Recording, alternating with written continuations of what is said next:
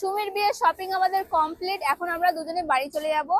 But আমার রিয়াকে ছেড়ে একদমই যেতে ইচ্ছা করছে না, ওকে ছেড়ে আমার যেতেই ইচ্ছা করে না। ওর সাথে থাকলে এত মজা হয়, এত গল্প করি, এত গসিপ করি, এত কন্ট্রোভার্সি গসিপ, মানে লোকের আলোচনা করি। তো দেবের মতো বলছিস কোয়েলের সাথে থাকলে গসিপ করিস, আমিও কি কোয়েলের মতো অ্যানসারটা দেব? এর মাথা থেকে দেব নামটাকে সরাও কেউ প্লিজ।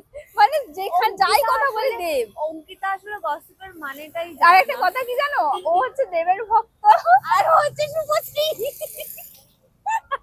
উল্টো। কিন্তু আমাদের মানে সেই ব্যাপারে বন্ডিংটা ওরকম না, আমাদের বন্ডিংটা অনেক ভালো।